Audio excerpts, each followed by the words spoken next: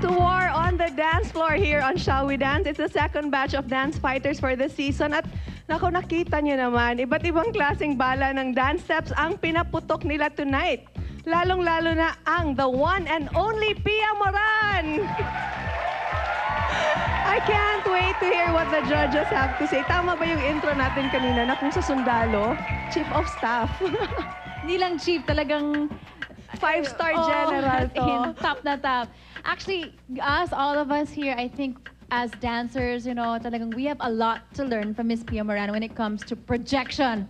And yung, as they say, once a showgirl, always a showgirl naman. Kasi grabing extensions, nandun pa rin. And actually, I'm not really familiar with her performances yung time niya, yung late 70s and 80s. But I heard na sikat siya for this certain move na gumaganon. Actually, I would like her to demonstrate it sana para alam ko kung ano yun.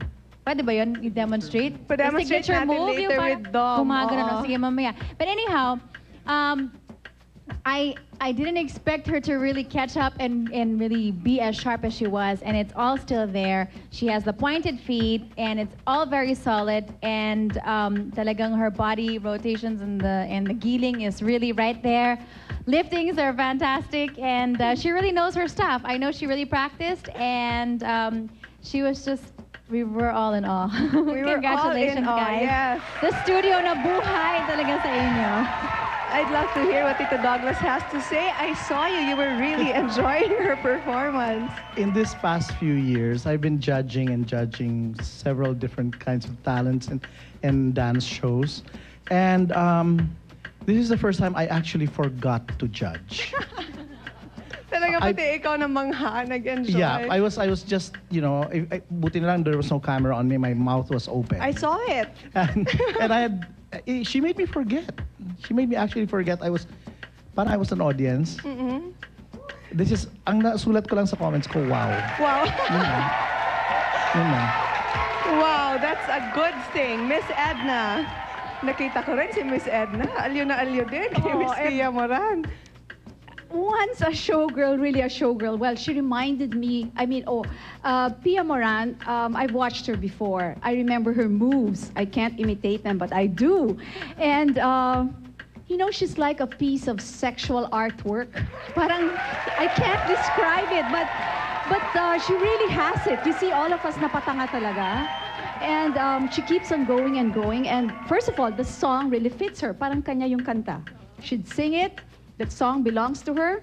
The dance, it's a different kind of dance compared to the other two. The sexual energy or the energy that she radiates, ibang-iba dun sa first two couples.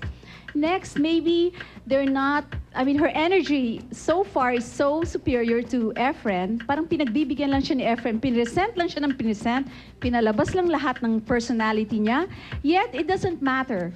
Parang nabalanse pa rin, no matter what. Because she's really Pia Moran. You can't really find that energy elsewhere.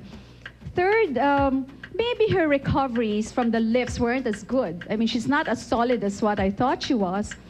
But she's still Pia Moran. Talagang ibang-iba siya. Next, she's so sexy, and even if she's nervous, I can sense the nervousness. Yet she really delivered pa rin. Parang she will deliver from start to finish. And there's no stopping her. That's why I think we will never forget you, Pia. Mabuhay talaga si Pia Moran. Pati si Efren Ibo nga napapalakpak din habang sumasayaw. Okay, sino kaya ang unang casualty sa batch na to? The results will be announced in a few moments. So while we wait, makichika tayo kina Dom at Pia. Dom, ipa-demonstrate mo yung gusto ni Miss Regine. Yes, Miss Lucy, I will. But before that, I'd like to congratulate you guys, Miss Pia, Efren. Thank you for gracing our show, of course, for joining here. At Miss Pia, a few words for our judges, kung ano yung mga sinabi po nila. All praises po sa inyo. Very flattered talaga kay Miss Regine, Mr. Douglas, and Miss Edna. And of course, Miss Lucy. Maraming salamat. Talagang hindi ko akalain na marami nila ako ng ganito sa tagal ko na hindi nagsasayaw talaga. Actually, ayoko talaga sumali. When was the last time you performed like this, Miss Pia? Matagal na. Like years, Almost, 5 years, 10 years, gano'n po? No, not 10 years. Siguro mga 3 years. 3 years. Yung biglaan talaga, pwede kahit anong mangyari, kahit na I'm 45. But hindi ko kinahiya yun. I'm flattered to be 45 years old. Yeah. Kaya, sige. Total, nag-enjoy lang ako. At least mabigyan ko ng kasiyahan yung mga naghihintay sa akin, mga fans. At least siguro may mga fans pa rin ako ngayon. Of course!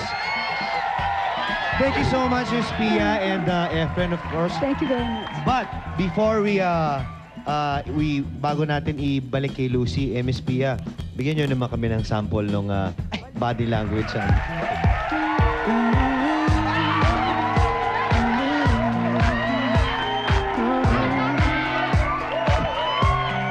Di pa pala tapos. Ganyan. Back to you, Lucy. Nako, dapat mangyari ang showdown na yan. We all can't wait to see more of Pia Moran.